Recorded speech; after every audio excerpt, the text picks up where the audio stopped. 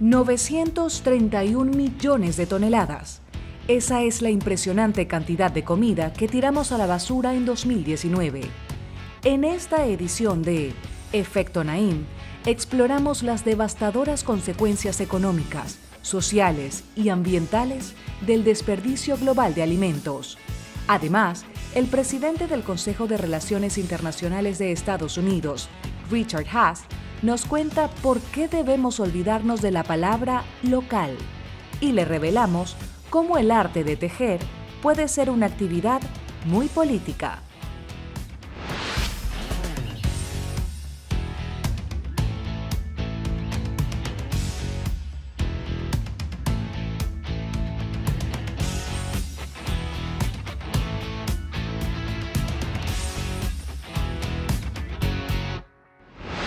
Bienvenidos a Efecto Naim. Encantado de estar de nuevo con ustedes, como siempre.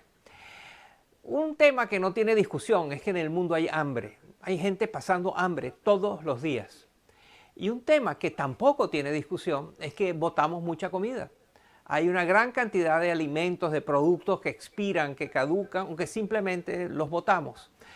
El número es 931 millones de toneladas al año, así es. Esa es la cantidad de alimentos que se botan. Esto es a través de cálculos de un estudio de Naciones Unidas y de una organización británica que estudia el tema de los residuos de alimentos. Y esto pensaría uno que solo en los países más ricos. No, en todas partes. Nigeria, por ejemplo.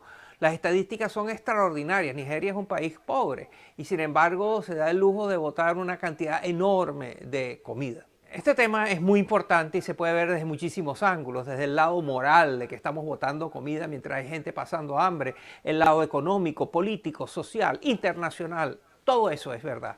Y es por eso que hemos querido dedicarle una mirada con mucha atención a este tema y traerles una perspectiva muy única al respecto. Miren. Andrea es una activista que durante las noches se escabulle entre los basureros de los supermercados en Berlín. Su objetivo es recolectar algunos de los alimentos que estos comercios tiran a la basura. Estoy actuando en contra de la ley alemana porque aquí es ilegal sacar los artículos que no han sido vendidos de los basureros. Me arriesgo a ser multado y enjuiciado porque esto que estoy haciendo se considera robar. Pero mi conciencia me dice que esa comida debe ser consumida. En Alemania se desperdician 18 toneladas de alimentos cada año. Esto equivale a 1/3 del consumo del país. Y Alemania no es un caso aislado. Un estudio reciente, realizado por el Programa de las Naciones Unidas para el Medio Ambiente y la Organización Británica sobre Residuos, encontró datos alarmantes en 54 países. Hablamos al respecto con Richard Swannell, quien contribuyó a este reporte. Hay mucho más desperdicio de alimentos en los hogares, en los supermercados y en los sectores de hospitalidad y restaurantes de lo que pensábamos. Estamos hablando de unas increíbles 931 millones de toneladas de desperdicio. Todo eso llenaría 23 millones de camiones con capacidad de 40 toneladas cada uno. Y estos camiones, alineados uno detrás de otro, le darían la vuelta al planeta Tierra 7 veces. Es más del doble de lo que se había estimado.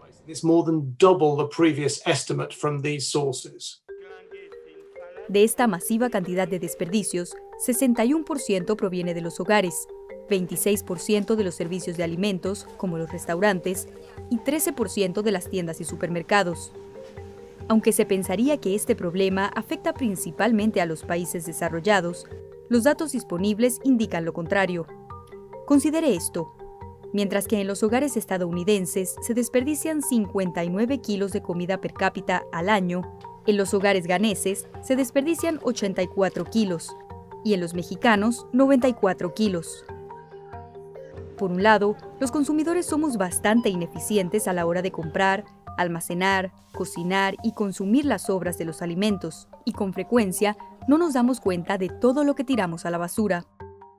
Pero estos desperdicios a nivel de consumo son solo una parte del problema. En el proceso de producción y transporte de los alimentos también se pierden toneladas que ni siquiera alcanzan a comercializarse. Germán Sturzenegger, del Banco Interamericano de Desarrollo, nos habla de algunos de los factores que contribuyen a esta dinámica. A nivel de política pública, por ejemplo, malos caminos rurales, escasos programas de tecnificación y financiamiento para pequeños productores, que es donde se produce un porcentaje importante de las pérdidas. Pero también hay muchísimas fallas de mercado que explican este fenómeno, ¿no? Por ejemplo, una de estas fallas de mercado son los estándares estéticos que se exigen a los alimentos que típicamente consumimos en supermercados, hipermercados. La Organización de las Naciones Unidas para la Alimentación y la Agricultura, conocida como la FAO, estima que el costo financiero del desperdicio de comida en todo el mundo es de $1 billón cada año. Además, Richard Swannell también explica que este problema es extremadamente dañino para el medio ambiente. Las pérdidas y desperdicios de alimentos, desde las granjas hasta las mesas de los hogares, son responsables de entre 8 y 10% de las emisiones globales de gases de efecto invernadero. Para dar una idea de la magnitud de esto, si el desperdicio de alimentos fuese un país, sería el tercer mayor productor de gases de efecto invernadero del mundo, después de China y Estados Unidos. Y todos estos desechos, a su vez, involucran un mal gasto de otros recursos preciados y escasos. Por ejemplo, 18% de las tierras fértiles, 19% de los fertilizantes y 21% del agua dulce del mundo se utilizan para producir alimentos que luego desperdiciamos. Desaprovechar tantos alimentos no tiene justificación en un contexto donde 690 millones de personas pasaron hambre en 2019. Y con la pandemia de la COVID-19, se estima que esa cifra haya aumentado a 822 millones en 2020. Algunos negocios ya están tomando acciones para enfrentar este preocupante panorama. En Dinamarca, por ejemplo, un supermercado vende exclusivamente productos sobrantes, con empaques dañados o incluso expirados, pero que aún son comestibles. La empresa Unilever ha comenzado a utilizar los tomates verdes, típicamente rechazados, para fabricar la popular salsa de tomate ketchup. Y la organización Forgotten Harvest redirige toneladas de alimentos sobrantes para alimentar a los más necesitados. La ONU, por su parte, ha propuesto un gran reto: reducir a la mitad el desperdicio mundial de alimentos per cápita para el año 2030. Pero para poder cumplir con este objetivo, no basta con ser más conscientes a la hora de comprar. Es crucial que las cadenas de producción se modifiquen para aprovechar al máximo lo que ya producimos. De otro modo, no podremos garantizar una alimentación sostenible para las próximas generaciones. Para Efecto Naim, soy Goldie Fogel. El desperdicio de alimentos es un problema complejo de muchas dimensiones que trasciende muchas veces las fronteras de un país. Y para hablar de problemas que trascienden las fronteras de países, problemas internacionales, hoy tengo un invitado muy importante. Es el presidente del Consejo Estadounidense de Relaciones Internacionales. Se llama Richard Haass. A continuación, después de la pausa, mi conversación con él.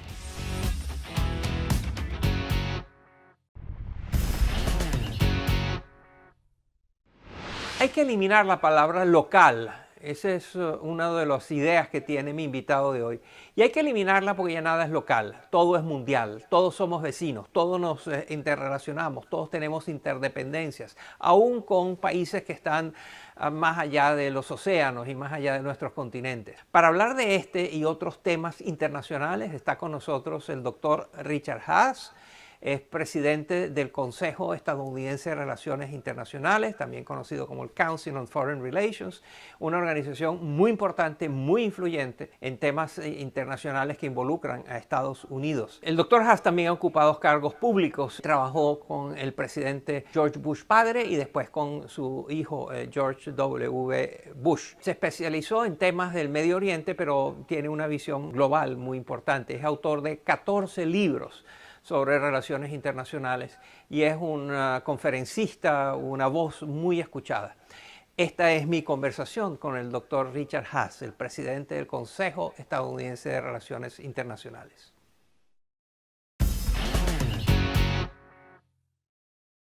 Bienvenido, Richard Haass, al programa. Hace unos años tú publicaste un libro que se llama El mundo en desorden, donde explicas cómo hay todo tipo de anarquía, incertidumbre, inestabilidad, un mundo desordenado.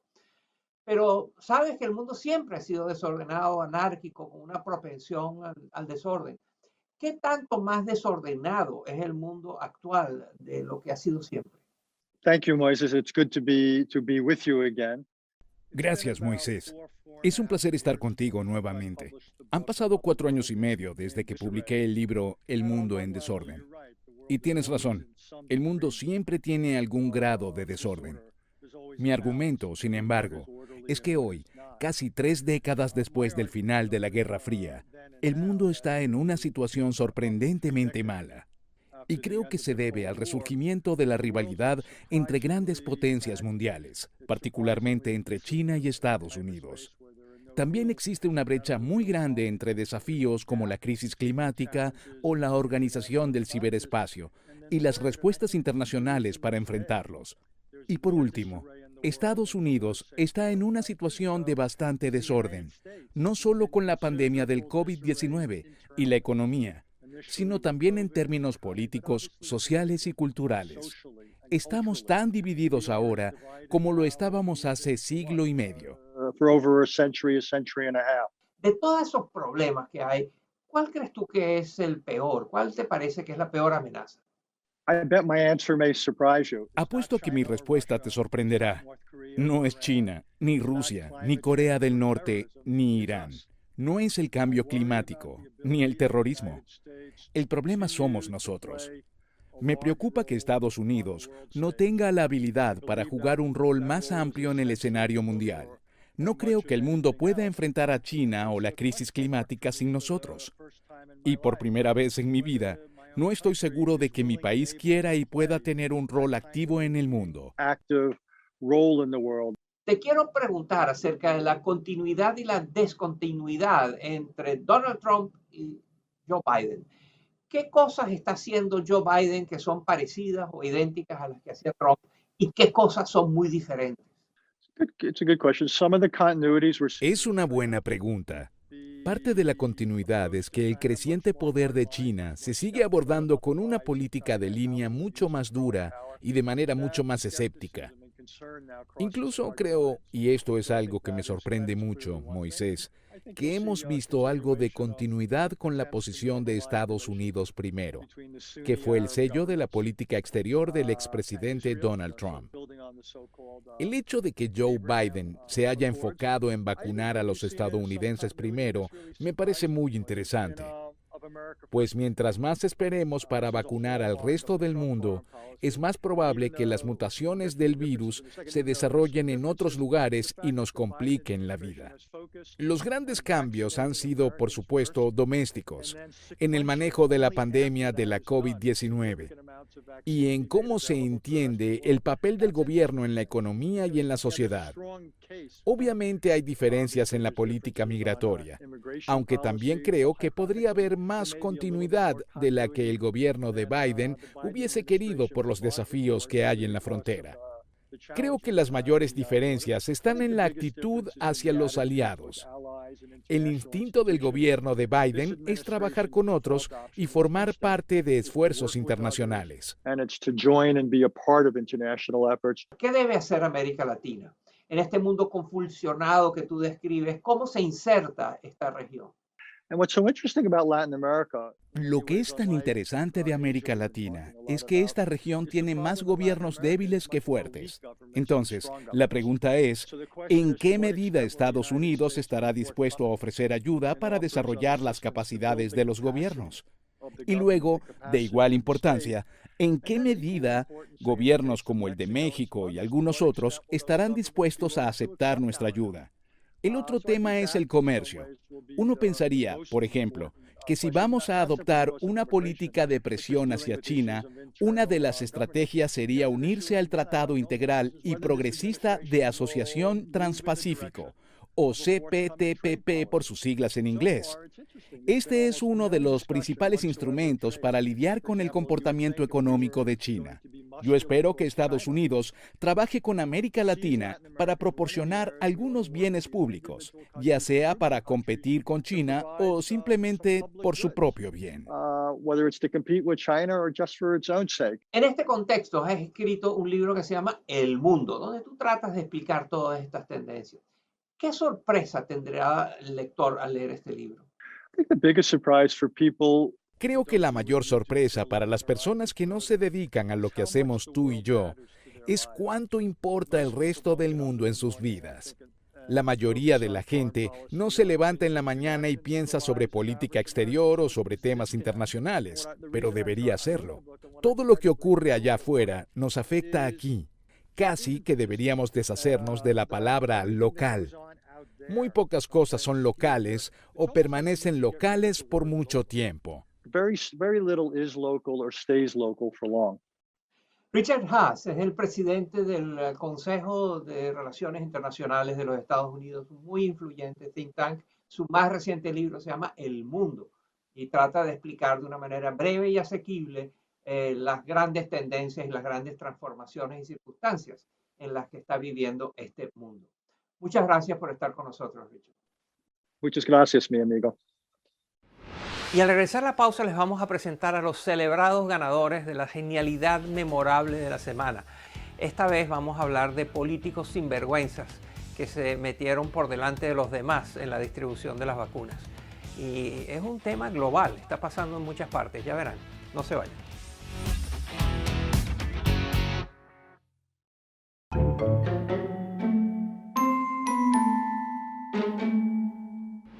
La humanidad nos sorprende, a veces muy positivamente. El caso de las vacunas es un ejemplo. Nos habían dicho que iba a durar mucho la llegada de las vacunas, que no necesariamente iban a funcionar. Nada de eso pasó. Los científicos, que son los grandes triunfadores de este proceso, lograron producir vacunas a gran escala en un tiempo récord. Esta es la hora de celebrar y aplaudir a los científicos. Y también es la hora de denunciar a los políticos abusadores y sinvergüenzas, que por ser políticos y abusando del poder, se metieron por delante de los más vulnerables, de los más necesitados en las colas para distribución de vacunas. De ellos vamos a hablar a continuación en la genialidad memorable de esta semana. Miren. En octubre de 2020, médicos como Germán Málaga realizaban ensayos clínicos de la vacuna china Sinopharm en Perú. Pero Málaga quiso pasarse de listo y aprovechó para vacunarse a sí mismo y a cientos de altos funcionarios del gobierno peruano que no eran parte del estudio clínico. Entre ellos estaba el entonces presidente Martín Vizcarra. ¡Oh, wow! Inoculamos entonces ahí al presidente, a su esposa, y no sabíamos a quién era la tercera persona y resultó que era su hermano.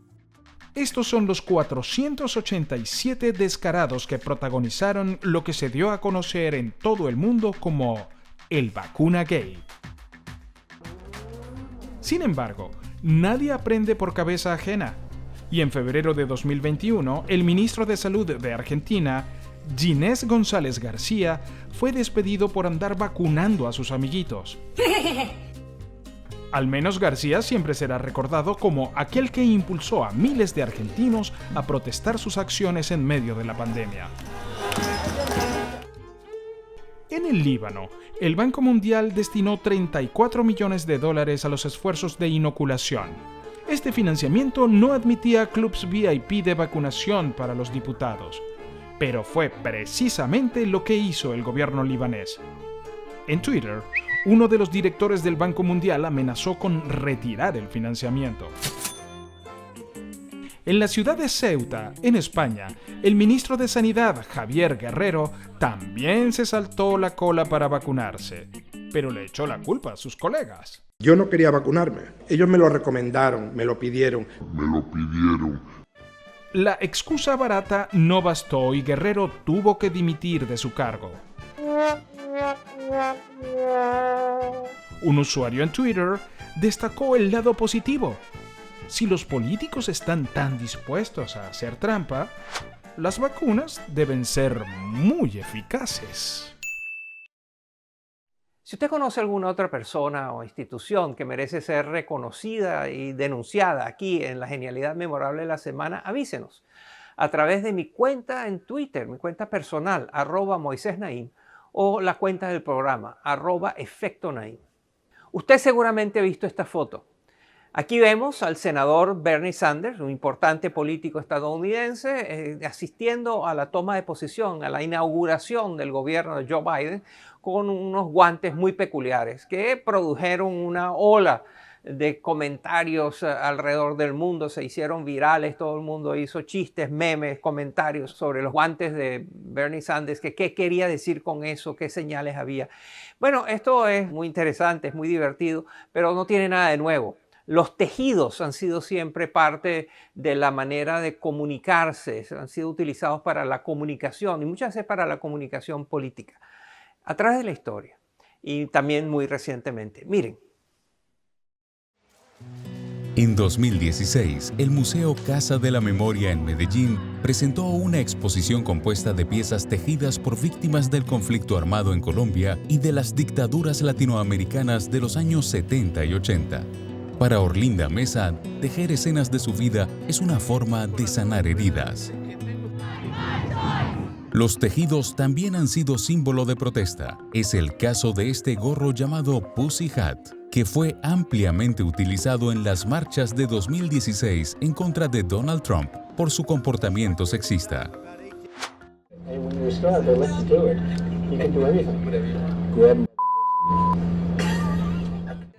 El nombre del gorro se refiere a esa infame frase dicha por el entonces presidente. Queríamos reclamar esa palabra porque no debería ser humillante y una manera de reclamarla es usarla. Así que se llama Pussy Hat y nos enorgullece llevarlo puesto. En Argentina, un grupo de mujeres también se manifestó en contra de la violencia de género en 2019, creando estos cuadros tejidos con los nombres de víctimas de feminicidio. A través del tejido podemos tejer todo esto que queremos decir, que algunos no sabemos decir con palabras. Bueno, se muestra a partir de esto, los nombres de las chicas que ya no pueden, que no están. Y para celebrar a la vicepresidenta de Estados Unidos, Kamala Harris, en el Día de la Mujer de 2021, la artista London Kay presentó esta gran instalación tejida en Washington, D.C. ¿Quién iba a pensar que la manera de tejer podía servir como canal de comunicación para la política? Una sorpresa más en Efecto Naim. Gracias por estar con nosotros. Gracias por acompañarnos y nos vemos la semana entrante.